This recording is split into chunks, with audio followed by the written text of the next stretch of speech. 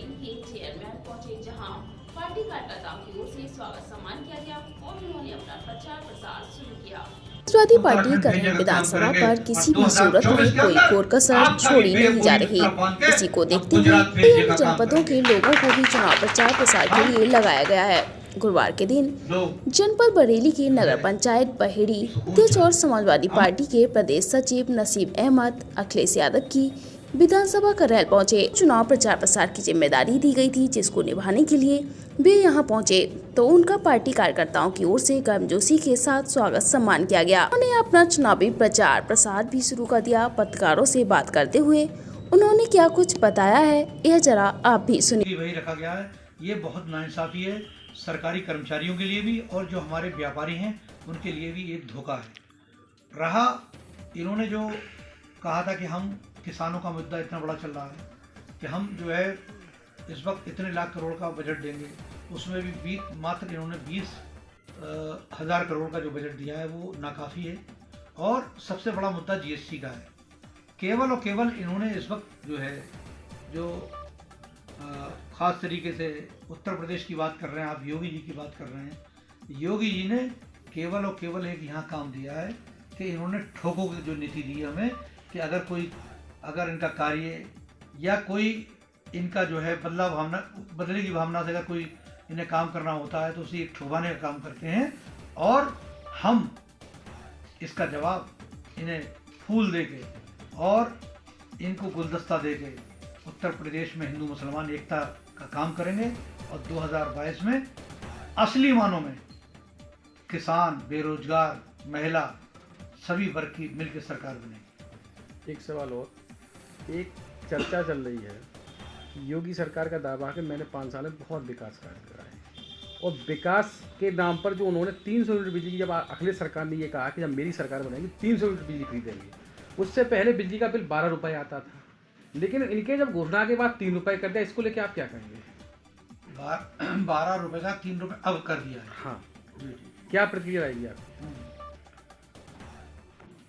देखिए, हकीकत ये है कि जो 300 यूनिट बिजली के बाद माननीय योगी जी ने जो 12 रुपये को 3 रुपये जो घटा के करा गया है, ये केवल आरक्षण का झुंझुना है। इन्होंने खाली बिजली बिल कम नहीं करा, इन्होंने अभी आरक्षण तक राशन भी फ्री कर दिया है। क्या 5 साल में इन्हें याद नहीं आई? अब ये आखिर में टेबलेट भी बांट रहे हैं। तो केवल और केवल इनका जो है ये सगुफा है और इलेक्शन में लोगों को ये एक तरीके से लोभ दे के वोट लेना चाहते हैं। अगर इन्हें करना होता तो पिछले 5 साल पहले, 5 साल या 2.5 साल पहले, 3 साल पहले इसको लागू कर सकते थे।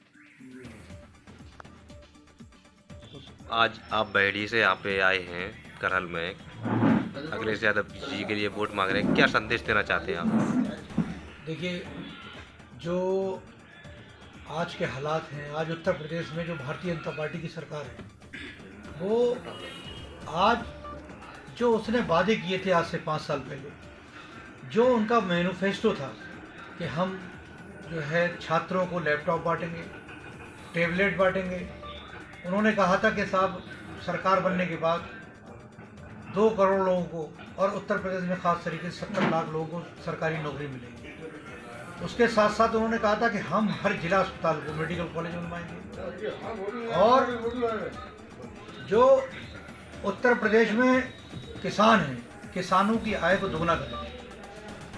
किसान पिछले 4 साल से गन्ने के ऊपर 1 भी रुपये कीमत नहीं बढ़ाई गई और जो मिनिमम सपोर्टिंग प्राइस सरकार खुद डिक्लेयर करती है, मैं आपके माध्यम से बताना चाहता हूँ, एमएसपी 1940 रुपये जब धान का रेट डिक्लेयर हुआ, कहीं भी 1940 पे सरकार ने नहीं खरीदा और बिचौलियों ने, जो राइस मिलर थे, उन लोगों ने 1200, 1100, तो जो बीच का पैसा है वो ख़ास तरीके से सरकार ने बीच में उसको एसएमआई के जरिए और वहाँ राइस मिलरों के जरिए और धन्ना सेठों के जरिए उन किसानों का पैसा गबन कर लिया और उन किसानों को जो लागत थी उसका मूल नहीं मिल पाया। दूसरा रहा किसानों के बाद रोजगारी की बात थी।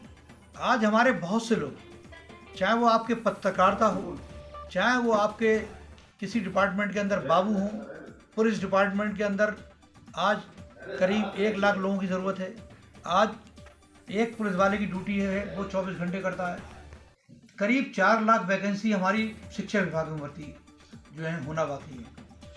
हालात ये हैं कि कोई भी इन्होंने एक दो से जो भर्ती को लेकर देख लें, कोई भर्ती पूरी नहीं कर पाए। बल्कि जो इन्होंने आखिरी भर्ती भी की उस पर भी स्टे मिल गया। तो इनकी मंशा नहीं थी, ये चाहते थे गरीब का बच्चा, जो मध्यम वर्ग का बच्चा, वो आगे ना बढ़ पाए। इसलिए ज़्यादातर डिपार्टमेंट इन्होंने देखा हुआ क्लास 4 के सब प्राइवेट कर दिए गए, ठेके पे दे दिए गए, आउटसोर्सिंग के जरिए दे दिए गए।